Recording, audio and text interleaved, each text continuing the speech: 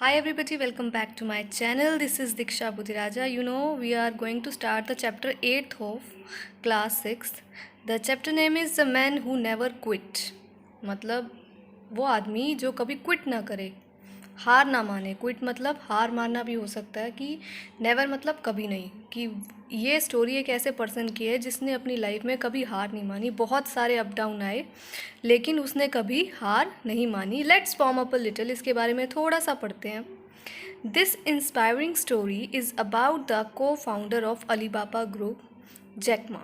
जो ये इंस्पायरिंग मतलब प्रेरक मतलब इन द सेंस कोई ऐसी स्टोरी जिससे हम मोटिवेट हो सके. ये जो है स्टोरी वो को फाउंडर ऑफ अलीबाबा ग्रुप वहाँ से ली गई है जिसका नाम है Jack Ma. What makes the story extraordinary is that, कहते हैं कि स्टोरी को एक्स्ट्रा ऑर्डनरी होता है कि जब मतलब असाधारण कुछ अनोखी चीज़ इस स्टोरी को कैसा बनाता है. It's just a true story, बहुत ही सच्ची स्टोरी है about how he beat poverty. कैसे वो पॉवर्टी को क्या करता है, बीट करता है. बीट मतलब हराता है. फेलियर मतलब जब कह सकते हो हमें हार मिलती है, बहुत प्रैक्टिस करते हैं, हम जीत नहीं पाते. उसने उस चीज़ को भी क्या किया, बीट किया, हराया. एंड एडवर्सिटी होता है कठिनाइयाँ, जो भी प्रॉब्लम्स होती हैं उसको उसने फेस किया, उसे भी हराया to become one of the richest people in the world and the richest in China. उसने इन सबको हराकर वो एक मतलब पूरी दुनिया का सबसे क्या हो गया, रिचेस्ट पीपल मतलब अमीर लोगों की कैटेगरी में आ गया. And the richest in China. और चाइना का जो सबसे अमीर होता है मतलब इन द सेंस कि इतना हार्डवर्क करने के बाद वो इतना मतलब कुछ अचीव कर गया कि वो अमीरों की कैटेगरी में बिलोंग करने लगा. तो ये स्टोरी जो है बेसिकली उसके स्ट्रगल पर है कि उसने कैसे स्ट्रगल किया. और नाम है उसका Jack Ma. We all fail from time to time. जैसे आपको पता होगा कि हमें एक चीज़ आसानी से नहीं मिलती है, हम फेल भी होते हैं मतलब समय समय पे. ये तो है नहीं कि आज आपने कुछ हासिल करना है कल आपको मिल जाएगा, आपको उसके लिए बहुत ज़्यादा हार्डवर्क करना पड़ेगा. What defines us is how we react to failure. सबसे ज़्यादा डिफाइन वो चीज़ करती है कि अगर आप फेल हो जाते हो तो आप रिएक्ट कैसे करते हो. आप उस चीज़ को पॉजिटिव लेते हो या नेगेटिव लेते हो. It depends only of you. Do you sometimes feel like giving up. क्या तुम्हें कभी लगता है कि हमें giving up in the sense हमें हार मान लेनी चाहिए, छोड़ देना चाहिए, त्याग देना चाहिए कि अब हम नहीं कर सकते. How do you react when things don't work out exactly the way that you would like them to. कहते तुम कैसे रिएक्ट करोगे जब जो चीज़ें तुम्हारे अकॉर्डिंग ना हो, तुम कैसे रिएक्ट करोगे. तो ये स्टोरी जो है बहुत ही ज़्यादा मोटिवेटिंग है जिससे हर कोई कुछ ना कुछ सीख सकता है. तो let's start it. On the 15th of October 1964, a poor family in Hangzhou, China, was blessed with a baby boy. कहते हैं कि 15 अक्टूबर की बात है 1964 में. एक पुअर फैमिली थी, हांगजू चाइना, ये चाइना में एक शहर का नाम है. वहाँ एक बेबी हुआ, इन द सेंस लड़का हुआ. ब्लेस्ड का मतलब होता है कि आशीर्वाद वैसे तो होता है, बट यहाँ बात है कि was blessed with a baby boy. वहाँ एक लड़का पैदा हुआ एंड दे नेम्ड हिम मायून. ये चाइना के नाम होते हैं बच्चे. जिसने भी ये स्टोरी नहीं पढ़ी, बहुत ही मोटिवेटिंग है तो ध्यान से सुनिएगा. Little did they know that this infant held a big future in his little fist. जो छोटा सा था उसे नहीं पता था कि उस इन्फेंट होता है शिशु की, उसके हाथ में बहुत मतलब उसकी मुट्ठी में अ बिग फ्यूचर, एक बड़ा मतलब कह सकते हो एक अच्छा फ्यूचर भी हो सकता है. उसे कहाँ पता था उस बच्चे को क्या पता कि उसके हाथ में क्या, बस उस मुट्ठी में. फिस्ट का मतलब होता है मुट्ठी. Ma Yun did not have an easy childhood. उसका जो चाइल्डहुड था या उसका जो बचपन था वो इतना ईजी नहीं था, आसान नहीं था.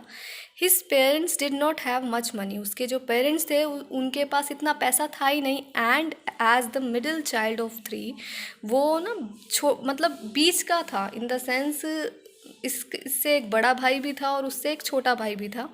He has an older brother and a younger sister. उसका एक बड़ा भाई था एंड अ यंगर सिस्टर, एक छोटी बहन. और ये जो था मिडिल चाइल्ड था.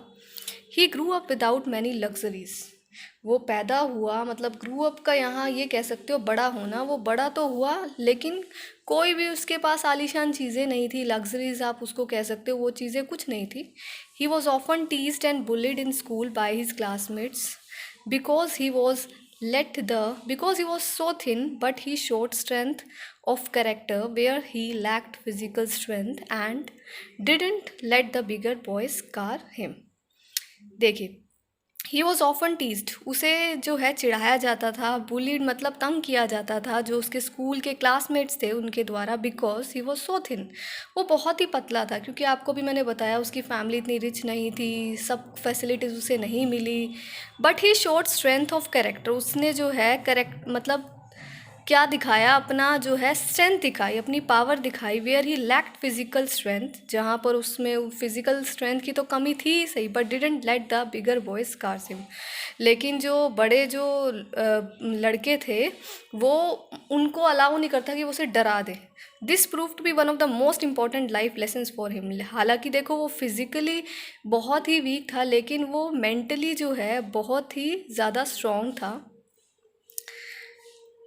After that his this prove to be one of the most important life lessons for him. ये बहुत ही इंपॉर्टेंट लेसन था उसके लिए. It is this mental strength, उसकी ये मेंटल स्ट्रेंथ थी that developed at such a young age. क्योंकि देखो उसने अपने आप को अंदर से इतना ज़्यादा स्ट्रॉन्ग कर लिया mentally. Developed eight young age मतलब अपनी इतनी सी एज में उसने अपने आप को इतना स्ट्रॉन्ग कर लिया, which led him to future success against all odds. मतलब जो उसके फ्यूचर की सक्सेस में मतलब भविष्य के जो उसने सक्सेस पानी थी उसमें बहुत ही ज़्यादा एक अहम पहलू बन गया. मायू न्यू दैट, उसे अच्छे से पता था that the only way out of poverty was to educate himself, कि गरीबी हटाना सब का मतलब सबसे इजी रास्ता क्या है, टू एजुकेट हिमसेल्फ, कि खुद जो है हम क्या हो जाएं, एजुकेट हो जाएं. तो वो ये चाहता था कि मैं एजुकेट हो गया, अगर मैं पढ़ा लिखा हो गया तो इन सब चीज़ों से मैं ऊपर आ जाऊंगा. He was determined to learn English but there was not much opportunity to learn the subject in school. वो बड़ा श्योर था, मतलब बहुत ही उसमें दृढ़ संकल्प था कि वो इंग्लिश ज़रूर सीखेगा, लेकिन उसे अपॉर्चुनिटीज़ चांस नहीं मिले मतलब ये सब्जेक्ट स्कूल में सीखने का ज़्यादा. एज अ टीनेजर मतलब आप ये कह सकते हो टीनेजर हमारी जो एज होती है, जब जवान एज कह सकते हो आप. Ma started walking up early to visit the city's main hotel. वो क्या करता था, जल्दी उठकर जो सिटी है वहाँ एक होटल था 40 minutes away from his house, उसके घर से सिर्फ 40 मिनट थोड़ा दूर था. And begin offering foreign visitor tour of the city in exchange for English lessons. वो जाता था उन्हें मतलब सिटी का टूर दिखाता था, जो फॉरेनर्स आते थे ना, विजिटर्स आते थे, उनको टूर्स करवाता था. देखो ये शहर में मतलब पूरा घुमाता था एज एन गाइडर बनकर. तो इससे क्या होता था कि वो उनसे इंग्लिश सीख लेता था फॉरेनर से, क्योंकि उनको तो हिंदी आएगी नहीं ज़्यादा, क्योंकि उनकी तो वैसे भी वो इंग्लिश बोलेंगे. वन ऑफ द टूरिस्ट, जो उनका वहाँ का कोई tourist, one of the tourist friend started calling, उनमें से एक उसका टूरिस्ट फ्रेंड था, उसने उनको क्या बोलना स्टार्ट कर दिया मायून को, Jack. And with time that name stuck, और वही जो नाम था अड़ गया, इन द सेंस अब सब मोस्टली जो थे उसको जैक के नाम से जानने लगे. School life was specially hard for माँ यून का शॉर्ट नेम माँ भी है, कि स्कूल लाइफ जो थी उसके लिए बहुत ज़्यादा मतलब ठीक नहीं थी, प्रॉब्लम्स थी बहुत. And taught him that failure was a part of life at a very early age. मतलब उसे ये सिखाया कि जो फेलियर है, जो हारना होता है, वो was a part of life, वो हमारी ज़िंदगी का एक हिस्सा है एट वेरी अर्ली एज. बहुत ही यंग एज में, या ये कह सकते हो बहुत ही जल्दी ये चीज़ इसने सीख ली थी कि देखो फेलियर और success just a part of our life. इससे ऊपर उठना ही हमारे लिए सबसे बड़ी बात है. अगर आप हार जाते हो इसका मतलब ये थोड़ी है कि आप कभी जीत नहीं सकते. माँ failed in his primary school examination twice, वो अपने प्राइमरी स्कूल एग्जामिनेशन में 2 बार जो है क्या हुआ, फेल हुआ. And thrice in his middle class exams, और जब मिडिल क्लास एग्जाम हुए थ्राइस मतलब 3 बार वहाँ फेल हो गया.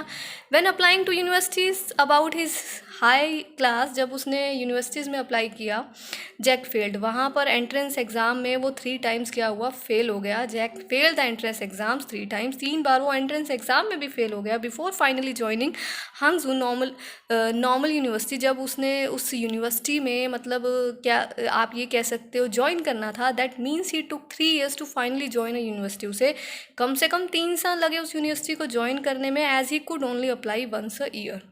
हालांकि वो एक बार ही तो अप्लाई कर सकता था, लेकिन वो जो है एंट्रेंस जो था 3 बार हार चुका था, फेल हो चुका था। He often applied and rode to Harvard universities 10 times. उसने इवन जो हार्वर्ड यूनिवर्सिटी है वहाँ भी 10 बार अप्लाई किया फॉर हिज एडमिशन के लिए, and got rejected each time. और हर बार जो था वो रिजेक्ट होता गया।